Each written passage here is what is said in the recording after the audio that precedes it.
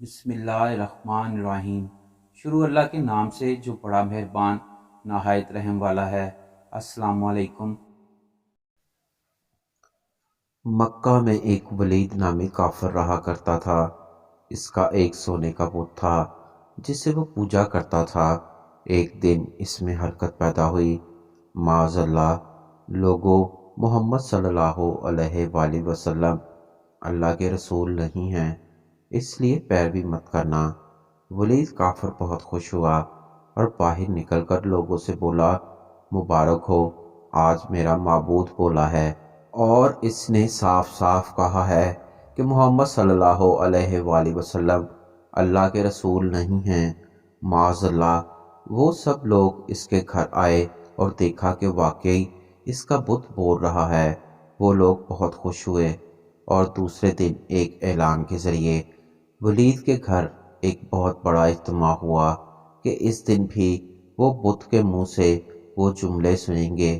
جب بڑا اجتماع ہونا تھا تو انہوں نے اس دن حضور صلی اللہ علیہ وآلہ وسلم کو بھی دعوت دی تاکہ حضور صلی اللہ علیہ وآلہ وسلم خود آ کر بت کے منہ سے وہی جملے سنیں۔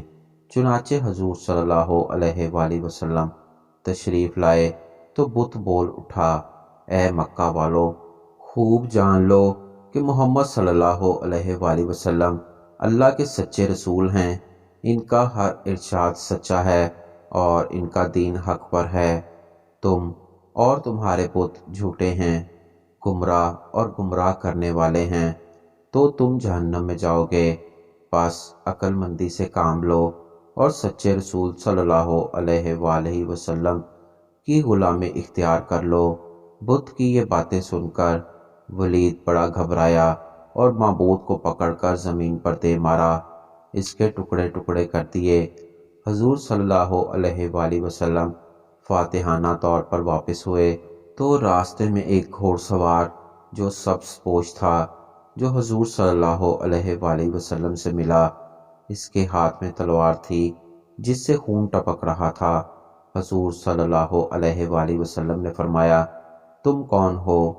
بولا، میں جن ہوں، آپ کا غلام اور مسلمان ہوں، جبل طور پر رہتا ہوں، میرا نام مہین بن العبر ہے۔ میں کچھ دنوں کے لیے کہیں باہر گیا ہوا تھا، آج گھر واپس آیا ہوں تو میرے گھر والے رو رہے تھے۔ میں نے وجہ پوچھی تو معلوم ہوا کہ کافر جن جس کا نام مصفر تھا وہ مکہ میں آ کر ولید کے بت میں گھس گیا، حضور صلی اللہ علیہ وآلہ وسلم کے خلاف معاذ اللہ فضول گوئی کر گیا ہے اور آج پھر گیا ہے تاکہ بت میں گھس کر آپ صلی اللہ علیہ وآلہ وسلم کے خلاف معاذ اللہ فضول گوئی کرے۔ یا رسول اللہ صلی اللہ علیہ وآلہ وسلم، مجھے سخت غصہ آیا اور میں تلوار لے کر اس کے پیچھے دوڑا اور اسے راستے میں قتل کر دیا اور پھر ولید کے بت میں گھس گیا، اور پھر جو بولا وہ میں نے بولا۔ یا رسول اللہ صلی اللہ علیہ وآلہ وسلم۔ حضور صلی اللہ علیہ وآلہ وسلم نے یہ قصہ سنا تو بڑی خوشی کا اظہار کیا اور اپنے اس جن غلام کے لیے دعا فرمائی۔